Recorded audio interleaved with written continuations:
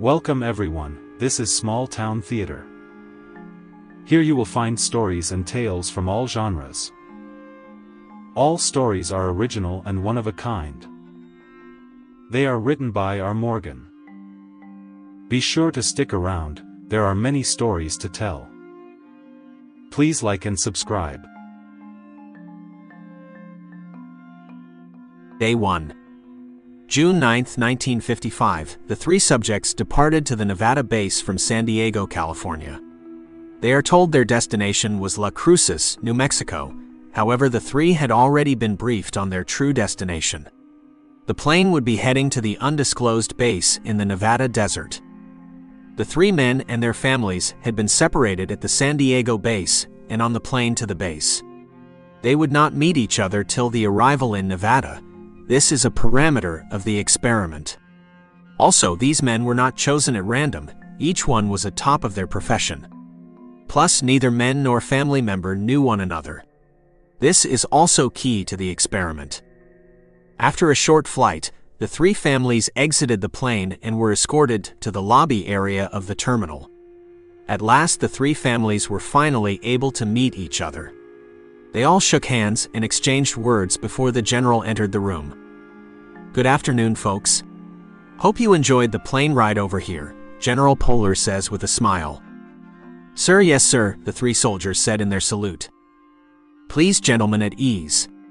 For the duration of your stay here, we can ignore our ranks." "Yes sir, General Poehler.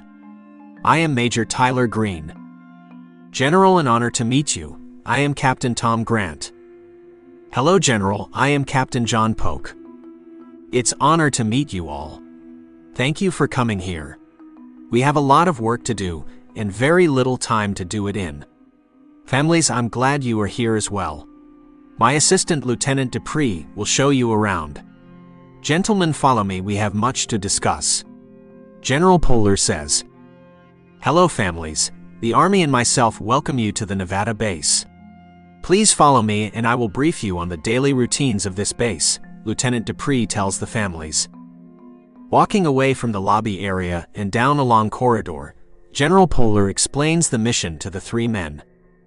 "Gentlemen, each one of you was specifically chosen to be here because of the knowledge you possess. As you are aware, there is a growing threat of nuclear war with the Soviets. We have come to learn that an attack on the West Coast may be imminent," General Poehler explains to the men. "Dear God, General, what do you need us to do?" Major Green says, "We have everyone working on this threat. What I need from each one of you is to create a more lethal and accurate bomb. You must engineer it, wire it together, and find the right composition to deliver a death blow to the Soviets. Right now, time is not on our side. But I do not expect 24-hour workdays. The three of you will be a team, working 12 hours a day and rest. That's why I wanted your families here, to provide better morality, to keep your senses sharpened." "Understood, General. I assure you we will work together and have the best bomb in your disposal. We will not let the Soviets win this war," Captain Polk says confidently. "I know you will, gentlemen. For today, get acquainted with your work area. Make a list of any additional items you may require." The general departs the room. The three men walk around the room and examine what they have to work with. At the center of the room is a table with a book on top. The book is an instruction manual on how to build the bomb they must construct. Major Green and Captain Grant look over the manual as Captain Polk makes a list of additional items. "Okay, gentlemen, looks like we have our work cut out for us," Major Green says. "Indeed we do. One question though, how should we address each other?" Captain Polk asked. "We're building a planet-killing bomb. I think we should be on a first-name basis," Captain Polk says with a slight chuckle. "You're absolutely right about that," Major Green says as the three laugh. Meanwhile, on the other side of the base, the families of the three men are being showed their working area. Lieutenant Dupree leads the family members around their designated area. "In this part of the base is where you all will be working. We don't expect you to work 12-hour days, just 6 hours, from 9 a.m. to 3 p.m. We will provide transportation and food accommodations. The work is fairly simple, just filing away paperwork and making work orders, Lieutenant Dupree says. Excuse me, Lieutenant Dupree. What about our children? Sonia Green asks. Your children will attend class. Next door to your work area is a counselor that will teach your children grade-appropriate education. Their class hours will be the same as your work hours. Do not worry, all of you will be taken care of. Thank you, Lieutenant Dupree, Sonia says. Let's make our way to the mess hall for lunch, Lieutenant Dupree tells the families. It's now noontime at the Nevada base. The families are joined by their 3 husbands as they make their way to the mess hall. The 3 families got together and get to know each other. Lunch is eaten and laughs are exchanged as these once strangers become friends. The families got along so well, they are unaware that 2 hours have passed since they first sat down to eat. General Poehler and Lieutenant Dupree enter the mess hall as the families continue their conversations. Smiles can be seen on the general and lieutenant faces, but the general kindly interrupts. I'm glad to see that everyone is getting along. Even though it's been a short day, I know it has been a long one for each one of you. If you will kindly follow me, and Lieutenant Dupree will be showing you to your housing. Our housing, General? We won't be staying in the barracks here on the base? Major Green asks. No, Major. We have provided off-base housing for each one of you. The housing is located 7 miles off the base. Each house is within a quarter mile of each other.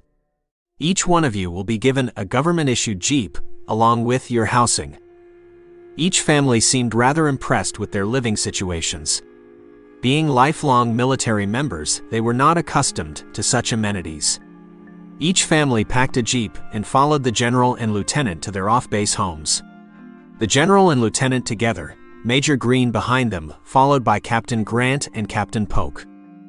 After the 7-mile trip, they arrived at the first home. This would be the house for Major Green and his family. A beautiful wood 2-story home. 4 bedrooms and 2 baths in the upstairs, along with the kitchen, washroom, and living room on the bottom. Outside the house has a clothesline and a small shed along with the steel propane tank. Not too far down the road was a second home. This house would be for Captain Grant and his family. A very nice single-story brick home, 3 bedrooms, 1 bath. Along with a kitchen, washing area, and with living space. On the outside is also had a clothesline, an aluminum shed, and steel propane tank. Lastly, and also not too far down from the other homes, would be the dwelling for Captain Polk and his family. On the outside of the property was a clothesline, a shed made of half wood and half aluminum, along with a steel propane tank. In this shed was another door that had stairs case leading down.